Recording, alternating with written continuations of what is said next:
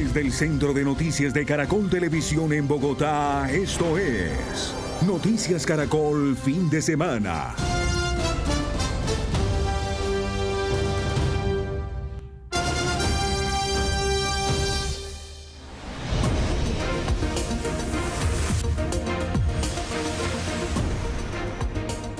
Buenas noches y bienvenidos a la emisión central de Noticias Caracol. Más de 2 millones de colombianos participaron hoy con su voto de la consulta del Pacto Histórico, de acuerdo con las cifras de la Registraduría Nacional del Estado Civil. Nicolás, y los resultados dieron como ganador a Iván Cepeda, que según el más reciente boletín tiene 1.286.859 votos para un total del 64,8% de las votaciones. Y de segunda quedó Carolina Corcho con 578.037 votos para un total del 29%, 29,1% para ser exactos del total de la votación. María Camila, una jornada electoral que se desarrolló con normalidad en todo el territorio nacional, y vamos a regresar de inmediato a la sede del ganador de esta consulta, que es Iván Cepeda. Juan Pablo, adelante, buenas noches. Nicolás, ¿qué tal? Muy buenas noches. Avanza entonces este candidato virtual del Pacto Histórico, Iván Cepeda, en su primer discurso como ganador de estas votaciones del día de hoy. Él hace un agradecimiento especial a los pueblos campesinos, a las víctimas del conflicto, a las comunidades afro e indígenas que, según denunció el Pacto Histórico, hoy tuvieron que aguantar largas filas, inclemencias también ante diferentes temperaturas en el país para poder llegar hasta un punto de votación. Ellos hacen este agradecimiento y pues escuchemos lo que dice Iván Cepeda. O que han pasado ya por el filtro de la primera elección en este proceso, sino en segundo lugar, porque tenemos un programa, una propuesta programática que he presentado al país en el día de ayer y cuyo título es Las 3 revoluciones para una Colombia potencia mundial de la vida. Está a disposición de todas y todos ustedes para que discutamos, porque no voy a ir a debates, lo digo de una vez claramente, a insultarnos con otros precandidatos, ni a amenazarnos, ni a denigrarnos.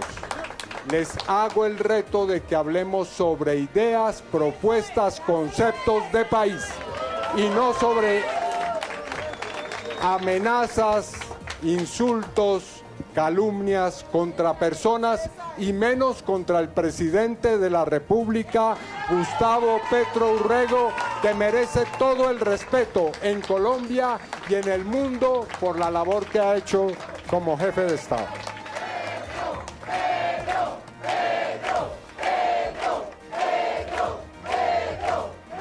Es entonces el llamado del candidato Iván Cepeda a la unidad y a la paz electoral, pero en el siguiente informe les contamos todas las denuncias que hoy durante el día expuso el Pacto Histórico, el presidente Gustavo Petro y también el virtual ganador de esta contienda. 2 mesas de votación. Mira esta vaina, o sea, esto de verdad es una falta de respeto con la democracia. Este es uno de los videos compartidos por el Pacto Histórico sobre las dificultades que, según denunciaron, se presentaron en algunos puestos de votación del país para sufragar en la consulta. El precandidato presidencial Iván Cepeda denunció largas filas en varias regiones del país, asegurando que se presentaban problemas logísticos en el número de mesas destinadas para la cantidad de personas que estaban habilitadas para votar. Hay colas en este momento en las que los ciudadanos están viendo si van a lograr votar o no, y muchos de ellos llegan, personas que son de edad avanzada, y ante esas filas deciden no votar. Además, el senador expresó sus reparos frente a la decisión de la registraduría de concentrar varios puntos de votación en algunas cabeceras municipales, asegurando que se afectaba el derecho al voto de comunidades afro e indígenas en regiones apartadas del país. El Pacto Histórico además denunció escasez de tarjetones en algunos puntos de votación. Registro con preocupación inconsistencias, irregularidades, limitaciones que han sido puestas por la organización electoral para que el derecho de los ciudadanos se ejerza de la mejor manera. Hemos denunciado que hay 4.000 puestos de votación que han sido trasladados a cabeceras municipales en zonas rurales del país. A su denuncia se unió el presidente Gustavo Petro, quien sobre el mediodía salió a sufragar en su puesto de votación en el sur de Bogotá. A través de su cuenta de X, el mandatario pidió al registrador nacional postergar 1 hora al cierre de las mesas de votación, dado el alto número de votantes. El Comité Político del Pacto Histórico replicó la solicitud a través de una carta enviada al registrador. Sin embargo, las urnas cerraron a las 4 de la tarde como estaba estipulado, pero la registraduría garantizó que quienes seguían en la fila pudieran ejercer su derecho al voto. 7:10 minutos. Y es que el registrador nacional respondió a estas denuncias e hizo un fuerte llamado al término de esta jornada electoral. Dio un parte de tranquilidad y advirtió que no hubo mesas sin votación y sin tarjetones. Juan David Ríos, usted está en la registraduría. ¿Qué más dijo el registrador Penagos? María Camila, mire, dijo que en honor a la verdad se publicaba, por supuesto, los acuerdos con el partido, con el pacto histórico y los partidos que estaban firmando esta consulta, porque era lo que habían solicitado al momento de la apertura de las mesas, 20.000 mesas, 7 millones de tarjetones impresos, en donde dice el registrador que no faltó ningún tarjetón en ninguna mesa o punto de votación. Mencionó que sí se habían presentado ciertas incidencias, pero significa el 1% de las 20.000 mesas que estaban habilitadas para votar en esta jornada. Al término, a las 4 de la tarde, incluso el registrador mencionó que quedaron disponibles 180 mesas que todavía tenían fila para continuar con la votación, como lo había solicitado el pacto histórico. En la siguiente nota les contamos sobre ese duro pronunciamiento que hizo el registrador nacional aquí, en la registraduría.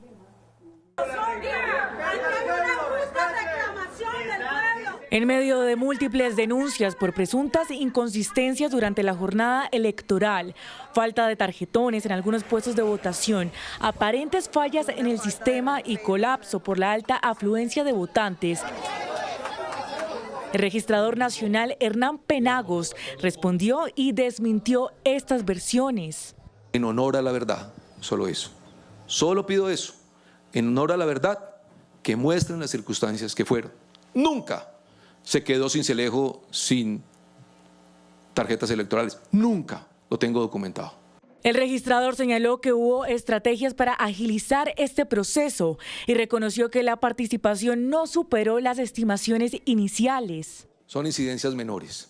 De menos del 1% de las mesas de votación en todo el país, no lo olviden. No hay ni siquiera aquí voluntad de nadie de que el resultado fuera o de que sobrepasara las posibilidades, que tampoco ocurrió. 7 millones de tarjetas electorales se imprimieron y tenga la absoluta seguridad que van a sobrar muchos millones de ellas. Según la registraduría, los ciudadanos ejercieron su derecho al voto de manera tranquila y libre. Penagos insistió en que todo lo relacionado con el número de mesas y su distribución fue acordado y documentado con el pacto histórico.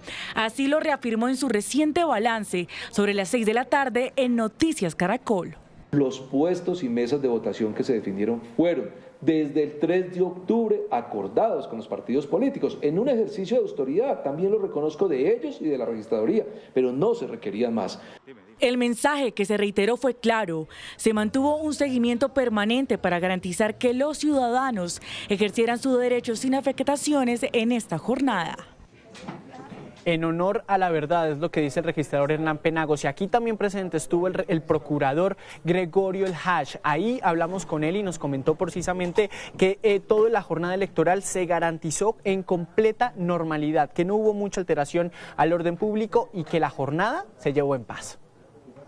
Podemos reportar con positivismo el resultado de la estrategia paz electoral. Todo transcurrió en calma, los resultados están a la vista, algunas dificultades se superaron, hubo mucha afluencia en las últimas horas, la registraduría tomó las medidas que se tenían que tomar y al final se terminó una jornada en paz. Hay paz electoral en Colombia, deberá haber paz electoral y siempre habrá paz. Sí, el procurador, usted tiene eso y estuvieron ahí pendientes también con procuradores delegados. Sí, en cada uno de los puestos de votación hubo alguien representando el Ministerio Público, ayudando a orientar a los votantes, ayudando a resolver inquietudes jurídicas, ayudando a que todo transcurriera dentro de la normalidad y se logró.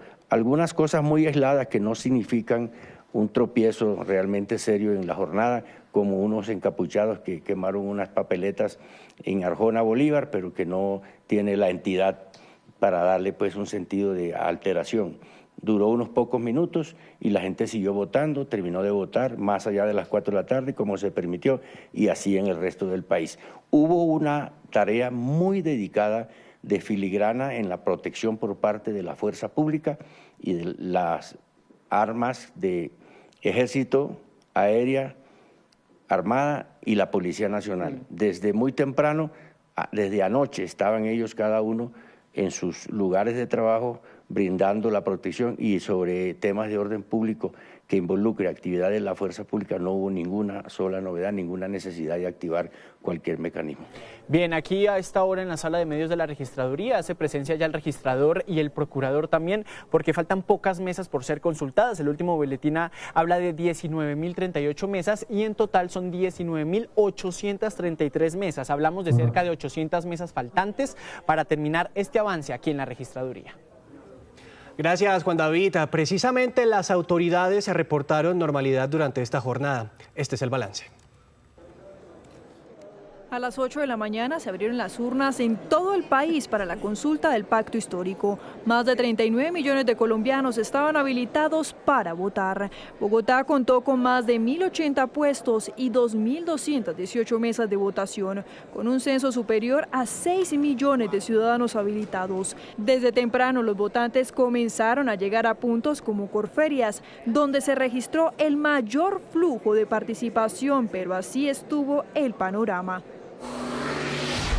En Medellín y el departamento de Antioquia, donde más de 5.300.000 personas estaban habilitadas para votar, la jornada se cumplió en orden y sin alteraciones. La afluencia de votantes fue baja. Los comicios se desarrollaron con tranquilidad. Lo que vimos fue que hubo normalidad en todos los puestos de votación, estuvo garantizado la participación para quien saliera a votar. En Barranquilla y el Atlántico también se vivió una jornada pacífica y hubo puestos con una mayor afluencia de ciudadanos. En el Valle del Cauca, con más de 1.100 puestos y 3.800.000 votantes potenciales, la jornada se desarrolló en calma. En Cali, donde se instalaron 216 mesas, no hubo incidentes. En Barrancabermeja, Santander, se registraron algunos inconvenientes. Hubo largas filas, demoras por falta de mesas y también se denunció escasez de tarjetones. En varios puntos los ciudadanos siguieron votando después de las 4 de la tarde.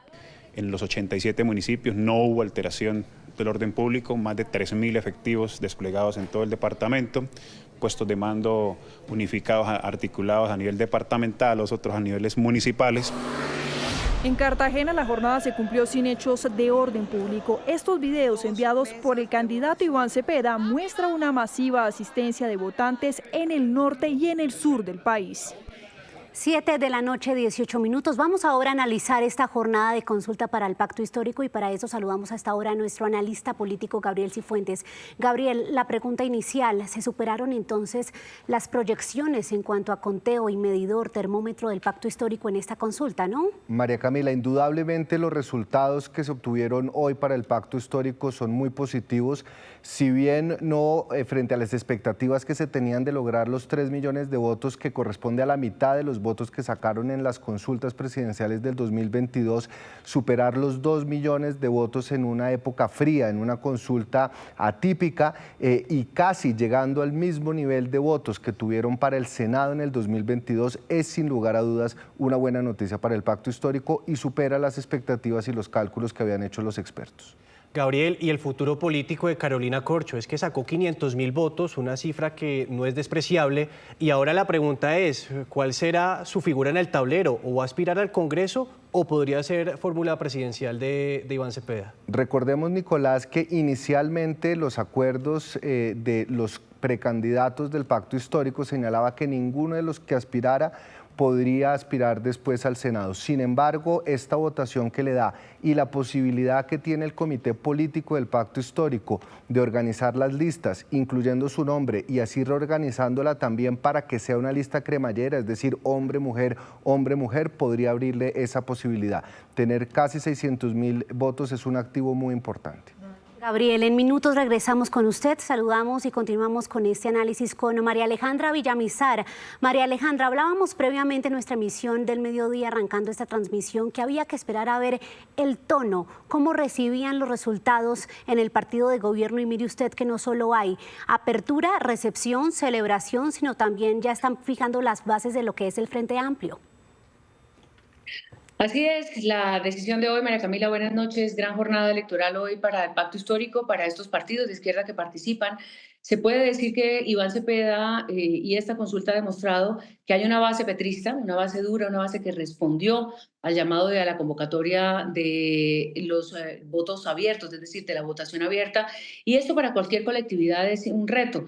Recordemos votaciones anteriores, en el 2017, que tuvieron consultas internas que no llegaron a este porcentaje de participación, y también es interesante este ejercicio que han hecho de Congreso y de Senado y de Cámara para votaciones que organizarán la lista.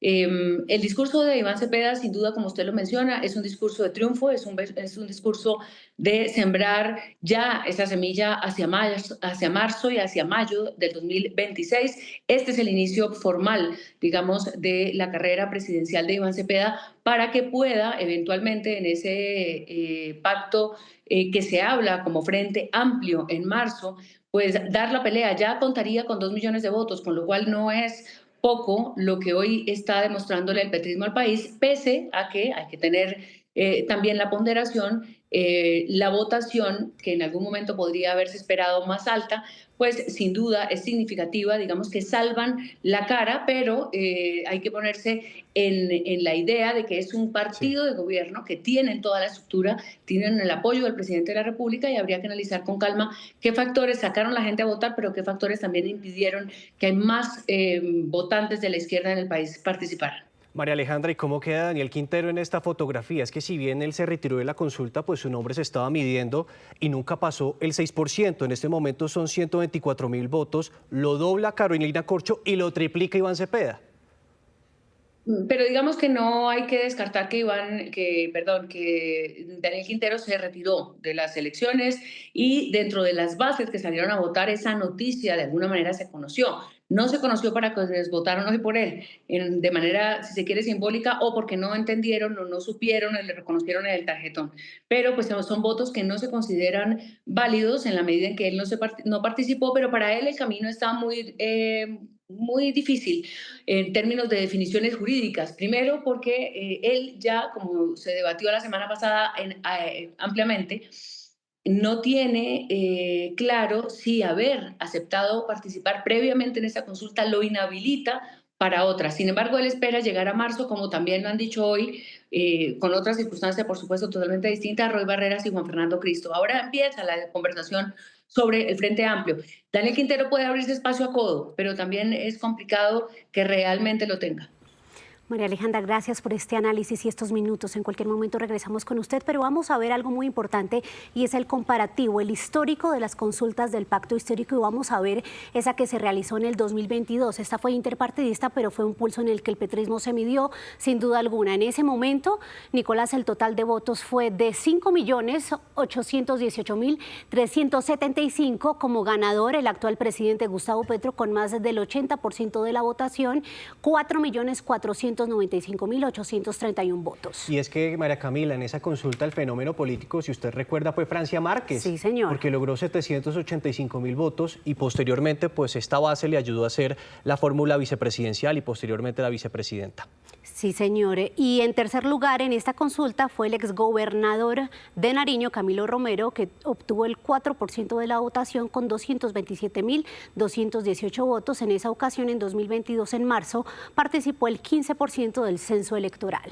María Camila, pero en este momento veamos qué fue lo que sucedió en la última consulta partidista, que fue en el 2017. Exactamente. Y midió a dos candidatos fuertes del liberalismo, Humberto de la Calle y Juan Fernando Cristo. Participaron en ese momento 744.521 colombianos y Humberto de la Calle ganó esta consulta con 365.658 votos. Estuvo también la participación del exministro Juan Fernando Cristo con 324.777 votos correspondientes al 43,62% de la votación. 724. Volvemos con nuestro analista político Gabriel Cifuentes y quiero preguntarle, Gabriel, con el fenómeno de lo que estamos viendo en la conformación de las listas al Congreso, porque hay una coyuntura y un factor que resalta en medio de esta jornada, y es que son los influenciadores y quienes se mueven mucho en redes sociales, quienes llevan la delantera con votaciones muy altas, incluso cercanas a los 100.000 votos.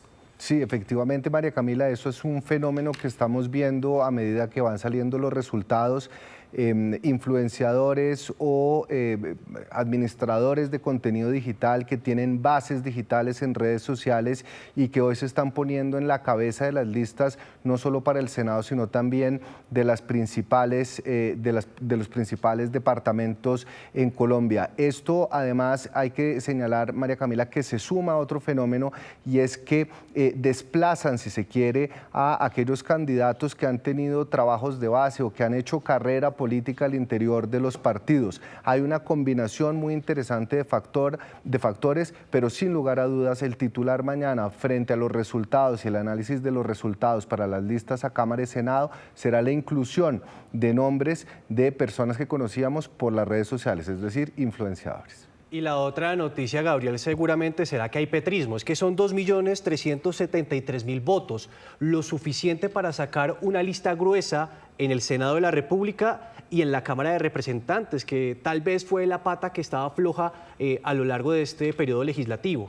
Nicolás, efectivamente, frente a las gráficas que estaban mostrando hace un rato, creo que el comparativo que se debería hacer es con los 2.600.000 votos que el Pacto Histórico sacó en el 2022 para el Senado. Ese es un poco el comparativo, el relativo que estamos viendo. Si bien en esta jornada no se llegó a los 2.600.000 votos, también hay que reconocer que es una jornada fría. O sea, si esta cifra se mantiene en marzo para las elecciones al Congreso, porque se tiene que mantener y verificar efectivamente cuántas curulas pueden llegar a hacer del Pacto Histórico, puede que los resultados en la composición del Congreso y la participación del Pacto Histórico sea muy similar a la que tiene hoy en día. 7:27, vamos ahora a revisar el tema de orden público a nivel nacional, porque en Arjona, Bolívar, se registraron alteraciones y en Tumaco algunas protestas. Pese a esto, las autoridades están dando un balance positivo de la jornada de hoy. Paula Belalcázar, ¿qué dice específicamente la policía? Buenas noches. María Camila, buenas noches. Pues empezamos por Arjona, en Bolívar, en donde cerca de un grupo de 50 personas ingresaron a las mesas de votación, se llevaron el material electoral y posteriormente lo incineraron. Y esto además se suma a lo que ocurrió también en Tumaco en horas de la mañana, luego que un grupo de la comunidad indígena generara una serie de protestas en frente de la registraduría. De acuerdo con el parte que entrega la Policía Nacional del país, pues dicen que toda la jornada fue en calma, que se llevó en tranquilidad y en general hubo paz. Escuchemos al general William Rincón. Tuvimos dos pequeños incidentes, uno en el municipio de Arjona, Bolívar, más o menos a las 10 de la mañana, 50 personas aproximadamente interfirieron todo lo que tiene que ver con los elementos electorales, fueron sustraídos, quitados a las autoridades y luego quemados. Sin embargo, después de una buena mediación y conversación, terminamos nosotros culminando cualquier hecho que generara fatalidad. Por otro lado, tuvimos un incidente en Tumaco. Allí algunas comunidades indígenas también obstaculizaron la salida de las mesas de votación, por lo cual después de un trabajo articulado con la registraduría logramos intervenir. También hay que decirse que se produjo una captura de 5 personas, 3 de ellas cometiendo delitos electorales, y la policía pues ya entregó esta evidencia a las autoridades competentes, y adicionalmente se pusieron 405 medidas correctivas por interrumpir la convivencia durante esta jornada de consulta del Pacto Histórico.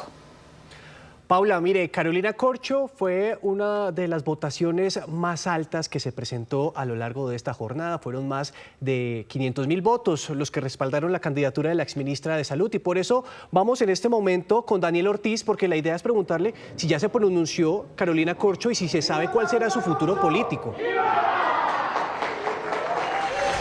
Nicolás, buenas noches. Efectivamente, durante ese día pudimos conversar con Carolina Corcho, la exministra de Salud que participó en esta consulta del Pacto Histórico. Ella aseguró que la decisión que se conociera hoy tras estas votaciones sería la decisión del pueblo, y además argumentó que van a seguir trabajando por el cambio de Colombia. En este momento estamos ubicados en la localidad de Teusaquillo, precisamente en el tema del magisterio, que es precisamente la cooperativa del magisterio, y hasta este lugar va a llegar la la exministra de Salud. Ella se va a dirigir a las personas que están en este lugar. Son simpatizantes de Carolina Corcho. Va a hablar de 3 temas principales. Primero, su reacción frente a estas decisiones que se tomaron hoy.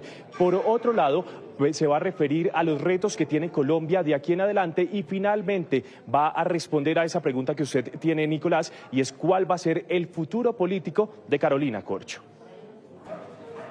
A las 10:30 de la mañana, Carolina Corcho llegó a la Catedral Primada de Colombia. Lo hizo acompañada de familiares, amigos cercanos, su equipo de trabajo y esquema de seguridad.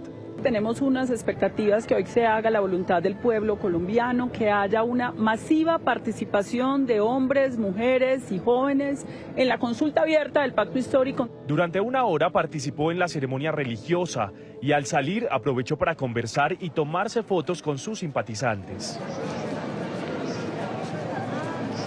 A las 11:30 caminó hasta el Colegio Mayor de San Bartolomé, al lado de la Plaza de Bolívar. En la institución educativa se dirigió hasta la única mesa que estuvo habilitada en ese punto y ejerció su derecho al voto. Seguimos insistiendo en que queremos continuar con el cambio de Colombia. En este día nuestro objetivo es lograr una importante participación, porque es muy importante para este país que un partido político haya utilizado un instrumento de la democracia para definir por voto popular y ciudadano sus dignidades, sus candidaturas. La médica, psiquiatra y politóloga antioqueña de 42 años estuvo reunida durante toda la tarde con su equipo de trabajo. En esta ocasión también está en juego la inclusión de las listas de 145 aspirantes al Senado y 373 a la Cámara de Representantes del Pacto Histórico. De acuerdo con el Boletín 20 de la Registraduría, Wilson Arias tiene 119.003 votos, seguido por Walter Rodríguez con 116.064 votos y también Pedro Flores aparece con cerca de 91.060 votos. Ahora, hay otras votaciones importantes como la de Carmen Patricia Caicedo, hermana de Carlos Caicedo, con 47.830 votos, y Ferney Silva, quien es senador de la Comisión Séptima del Senado de la República, es la quinta votación más alta con 45.233 votos a María Camila, pero también hay golpes de opinión que se están presentando en los aspirantes a la Cámara de Representantes.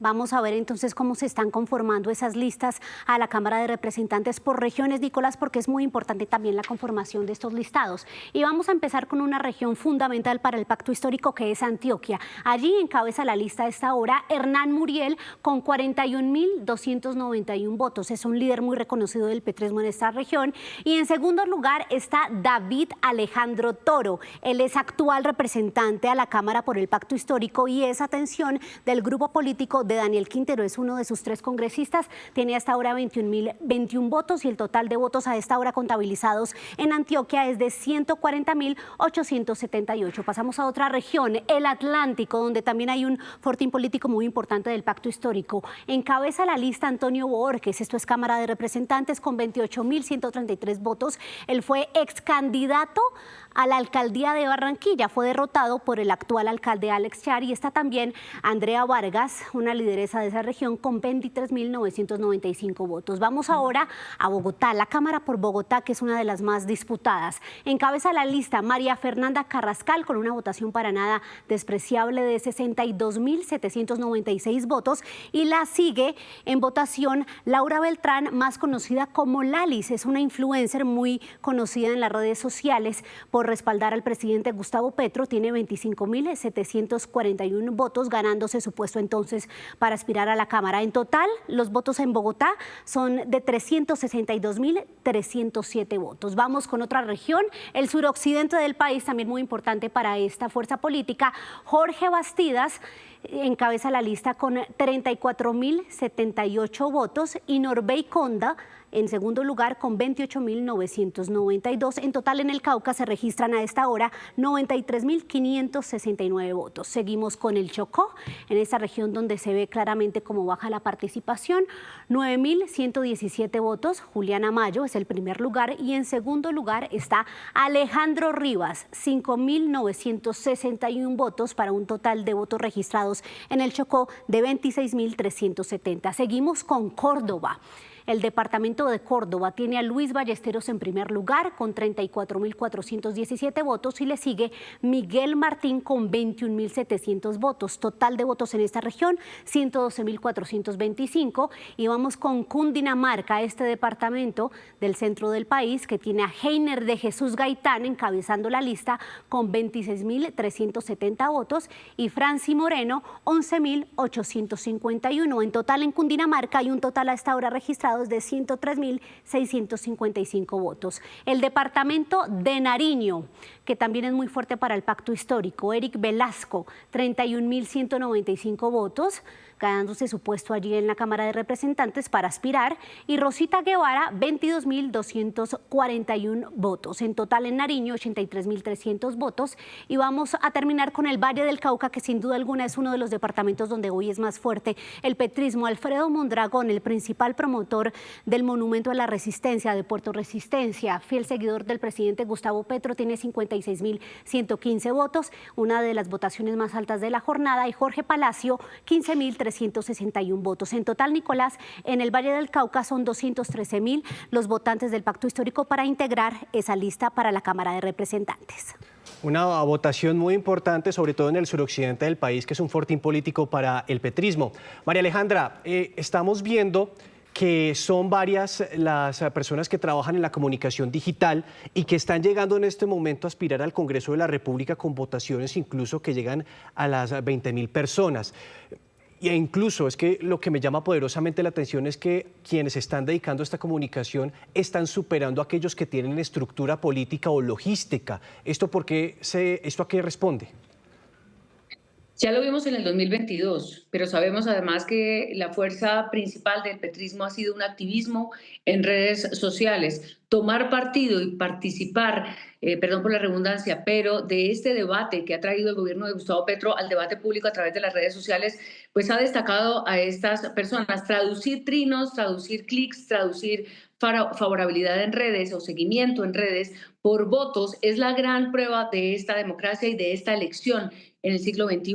En esta elección del 2026 vamos a tener justamente el trabajo del algoritmo y el trabajo de las redes sociales muy activo para que los ciudadanos tengan en cuenta también que a la hora de decidir su voto, pues sepan que esa comunicación de las redes sociales tiene, por supuesto, unos filtros, unas intencionalidades y unas estrategias. Esto sin duda es lícito en una campaña. Y recordemos que lo que más caracteriza hoy esta consulta del pacto histórico, si bien lo más resaltable es que Iván Cepeda pues ya se alza con más de 1.300.000 votos como candidato del pacto, es que más de 500 personas a nombre de los partidos del pacto histórico alimentaron unas maquinarias, alimentaron unos amigos, alimentaron unas cadenas de votantes que hoy les dan estos resultados. Entre esta elección y la de marzo habrá seguramente muchos cambios, es una elección totalmente distinta, pero da muestra de que esas redes sociales van a contar y mucho. Van a tener un peso importante. María Alejandra, gracias por acompañarnos en esta transmisión. Quiero preguntarle a Gabriel Cifuentes precisamente sobre lo que está hablando María Alejandra. Gabriel, lo que tiene que ver con la conformación del Frente Amplio. Muchos se abstuvieron de participar en esta consulta porque pensaban que no les iba a ir bien. Y mire usted el resultado. ¿Cómo deja esto parados a otros integrantes del progresismo como Roy Barreras, Clara López, el mismo Juan Fernando Cristo y otros aspirantes que se alejaron un poco de la consulta, evitando ese ruido de Daniel Quintero y otros ruidos políticos, pero que ahora van a tener que enfrentarse con un candidato que llega fortalecido como Iván Cepeda? Así es, María Camila, y de hecho hoy hubo dos elecciones, una misma consulta pero dos elecciones, la consulta del Congreso que ya analizamos y la consulta para elegir precandidato. Iván Cepeda da un golpe sobre la mesa, se mete al bolsillo 1.300.000 votos y llega muy fortalecido frente a una consulta, ahora sí interpartidista del Frente Amplio, donde ya se hizo contar con más de 1 millón de votos. Va a ser una consulta que seguramente va a contar con la participación de fuerzas más amplias, pero también María Camila, es preciso recordar que Iván Cepeda es el candidato de un nicho de la izquierda, pero el margen de aumento que tiene, el margen de llegada a sectores más moderados es un poco más limitado frente al de otros candidatos como por ejemplo Roy Barreras, que suele tender puentes con sectores más moderados, con estructuras partidistas y políticas que no hacen parte del pacto histórico. Bien, Gabriel, pues vamos con el último boletín. Le agradecemos también por estos minutos aquí en Noticias Caracol, porque hay actualización a esta hora y tiene que ver con los votantes. Son 2.489.000 que participaron y en la cabeza, con el 65% de los votos, Iván Cepeda, María Camila, 1.400.000 votos. Sí, de hecho estamos viendo el boletín 34, pero acaba de salir el boletín número 35 de la registraduría, entonces le redondeamos esa cifra que ven en pantalla a 400.361 votos, dejando a Iván Cepeda como ganador con el 65% de los votos. Es el ganador de la consulta del Pacto Histórico. Recordemos la votación de Carolina Corchos, es 622.000 votos, el 28% de esos 2.489.000 colombianos que salieron a participar de esta consulta. Y aunque no participó de esta consulta porque renunció a ella, Daniel Quintero sacó 130.000 votos en esta consulta del Pacto Histórico. 7:49 p.m. En otras noticias, las intensas lluvias que se han registrado en el país en esta segunda temporada tienen afectadas a varias regiones. Santander es uno de los departamentos más golpeados por estas precipitaciones. Miren aquí. Miren, con el agua hasta el cuello. Necesito ayuda, que por favor me vengan y me ayuden. Miren. En Bucaramanga, 24 municipios han declarado la calamidad pública. San Andrés y Huespa siguen siendo los más afectados. Son al menos 600 familias damnificadas en todo el departamento y aún hay paso restringido en la vía Curos-Málaga. El mismo fenómeno, presentan deslizamientos y atención a cerca de 10 viviendas que se vieron afectadas por las inundaciones. El municipio de Suaita, el municipio de Confines también reportan afectaciones, cierres viales en vías secundarias y terciarias. En la bahía de Santa Marta quedó captado en video una tromba marina, fenómeno natural que según expertos fue ocasionada por el huracán Melissa. Las autoridades hacen recomendaciones a los bañistas para tener precaución en ríos y mar. Que van a continuar las lluvias generándose en los departamentos de La Guajira, Magdalena y posiblemente Atlántico y algo de nubosidad en Bolívar. Se recomienda mantener las precauciones, sobre todo para las embarcaciones menores, verificando constantemente los boletines que están emitiendo las autoridades con el fin de prevenir accidentes. Y en Cáceres, Antioquia, continúan incomunicadas 7.000 personas de 12 comunidades tras el colapso de un puente artesanal por el que se movilizaban. En Noticias del Mundo, Jamaica se alista para un gran impacto por el huracán Melissa, del que las autoridades no descartan que alcance la categoría 5 en las próximas horas. El Centro Nacional de Huracanes anticipa inundaciones repentinas y deslizamientos de tierra potencialmente catastróficos. El poderoso huracán Melissa intensifica su amenaza sobre Jamaica, donde los residentes ultiman preparativos ante la inminente llegada. En su recorrido por el Caribe, alcanzó la categoría 4 y vientos de 220 kilómetros por hora. Estamos aguantando la tormenta, no nos iremos a ninguna parte, solo nos sentaremos y observaremos todo, asegurándonos de que todo funcione bien. Algunos turistas se apresuraron a salir. Vine aquí de vacaciones para reunirme con mi familia y amigos. No he estado aquí desde que tenía 5 años y por desgracia mi estancia se acortó. El Centro Nacional de Huracanes alertó sobre lluvias, deslizamientos de tierra e inundaciones catastróficas en zonas del sur de la Española y Jamaica. El mayor impacto se espera entre el lunes en la noche y el martes.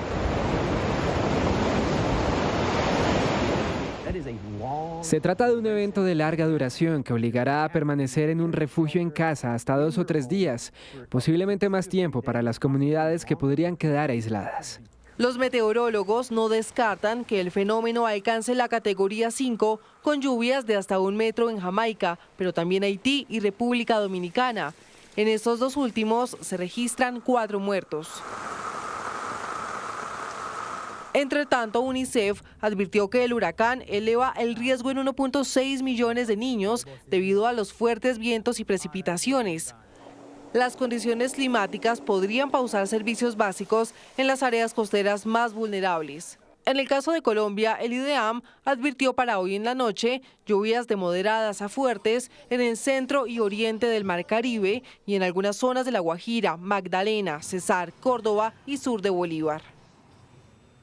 De otro lado, el presidente de Estados Unidos, Donald Trump, estaría evaluando ataques por tierra no solo en Venezuela, sino también en Colombia. Durante una entrevista a nuestro canal aliado CBS, el senador republicano Lindsey Graham aseguró que Trump haría este anuncio ante el Congreso. Por su parte, Venezuela anunció que capturó a supuestos mercenarios vinculados a la CIA y que los ejercicios militares programados para los próximos días entre Estados Unidos y Trinidad y Tobago son una provocación para generar una guerra en el Caribe. Sin embargo, el senador Graham defendió las operaciones de su gobierno.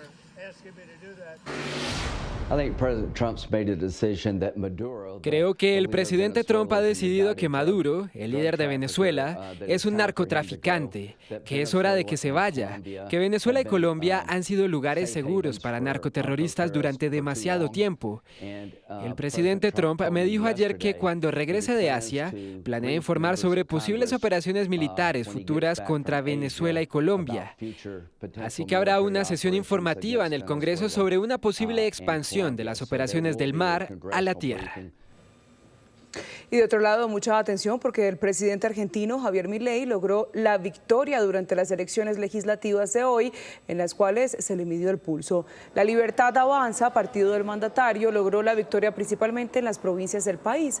Así Milei obtuvo los puestos que necesita en el Congreso para los 2 años que le quedan de mando. Las autoridades electorales lamentaron la escasa participación en los comicios, la más baja desde el regreso de la democracia argentina.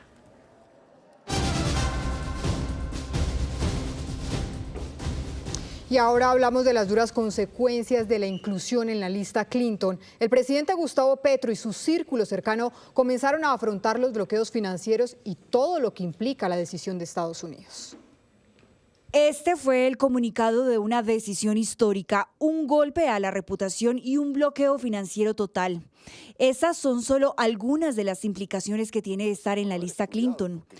Luego de que el gobierno de Donald Trump decidiera que el presidente Petro, su hijo, esposa y el ministro del Interior Armando Benedetti fueran incluidos a la lista OFAC, diseñada por el Departamento del Tesoro de Estados Unidos, son múltiples las consecuencias que están por venir.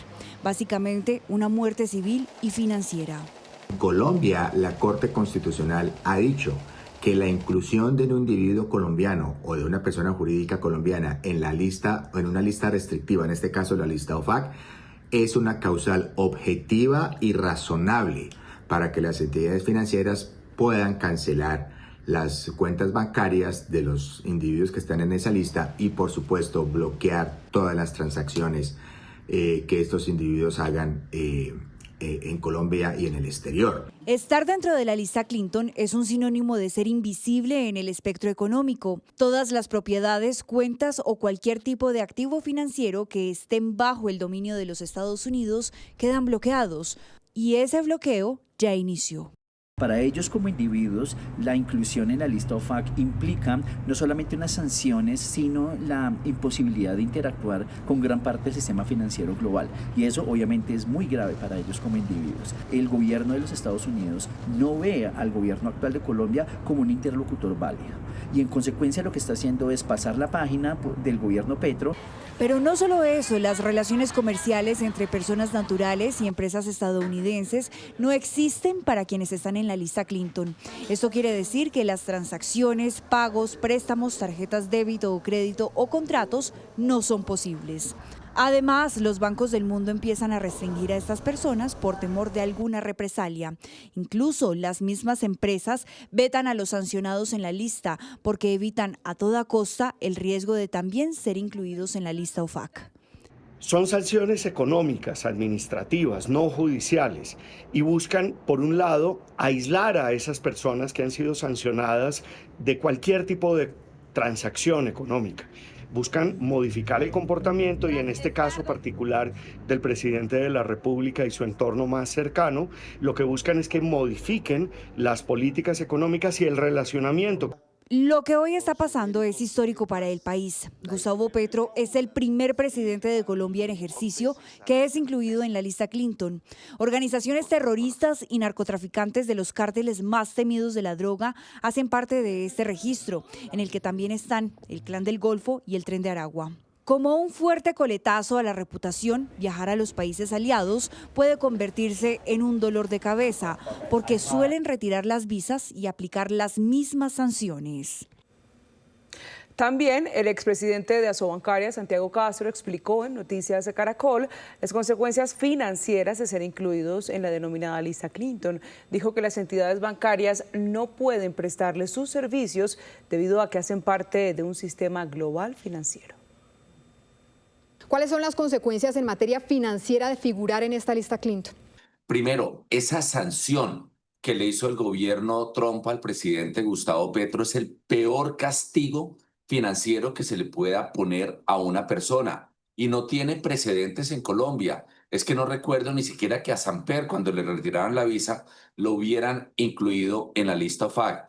Imagínense que toda la cotidianidad de una persona se transforma y su capacidad de acceso a bienes y servicios se limita completamente. No solamente no puede tener productos en el sector financiero, sino que también productos asociados que lo pongan al presidente Gustavo Petro en la lista OFAC.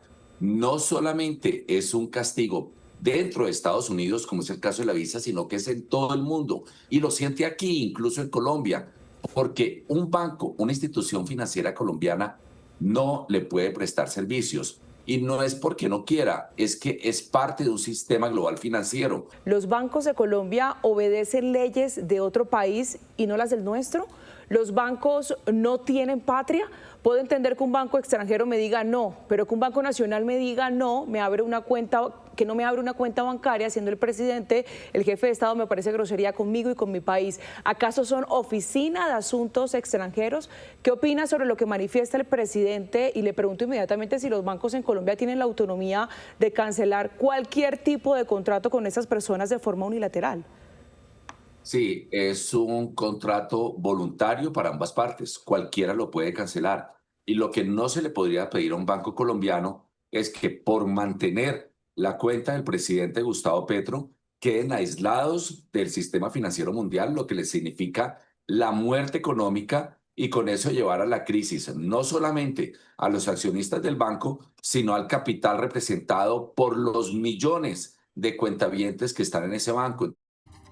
La tasa representativa del mercado que regirá mañana será de 3.858 pesos con 63 centavos. El petróleo de referencia Brent cerró la semana en $65 con 94 centavos por barril. El café bajó y mañana se estará comercializando a 2.974.000 pesos por carga en promedio en las principales cooperativas del país. Noticia en desarrollo en Noticias Caracol. 8 de la noche, 10 minutos. Hace pocos minutos, Carolina Corcho, participante de la consulta del Pacto Histórico, se pronunció. La exministra afirmó que será cabeza de lista al Senado de la República por la colectividad. Esto fue lo que dijo. También quiero felicitar al senador Iván Cepeda. Su triunfo en esta consulta es contundente. Ha logrado una votación muy alta e importante. Y por supuesto, yo soy una demócrata. Honro los acuerdos y cuenta con mi respaldo. Honramos los acuerdos del Pacto Histórico del 19 de julio, en el cual todas las candidaturas a Senado, a presidencia, son por voto popular. Todas. Nadie puede estar por encima del pueblo y la decisión popular. Aquí no puede haber bolígrafo, como lo acordamos y como el pueblo lo dictaminó, bajo ninguna candidatura. Todo tiene que ser la decisión popular. Se planteó que la segunda de la lista encabezaría la lista del Senado. Y en Ambalema, Tolima, finalizó la primera edición del Festival de Magia. El evento convocó a 11 magos nacionales e internacionales. Los invitados especiales en la clausura fueron los niños, quienes se graduaron de magos en esta gran fiesta de la cultura y la tradición. Ya sea por el majestuoso río Magdalena, que baña el municipio y ha sido sinónimo de progreso, o por su particular arquitectura colonial, donde 1001 columnas son sus protagonistas, o simplemente por la historia de un mago que reunió durante todo un fin de semana a cientos de personas. Santa Lucía de Ambalema es un destino imperdible donde la historia y magia se unieron durante 3 días. Es un momento clave porque nos juntamos para poder hacer el primer festival de magia, pero realmente es la excusa para que este proceso continúe, para que Ambalema siga promoviendo su cultura, su patrimonio, su historia y todos los procesos de liderazgo local que vienen juntándose alrededor de cosas que son mágicas y que no necesariamente es la magia tradicional del mago, sino toda una historia que hay detrás de cada uno de esos liderazgos. En el último día del Festival de Magia, más de una docena de niños se certificaron como magos. Se unan a alguna actividad que les ayude a mejorar entre ellos, no como estar todo el día en el teléfono o estar en la calle haciendo nada, porque tiene uno como niño aprender a hacer cosas, encontrar una habilidad para que nos va a ayudar más adelante como adultos.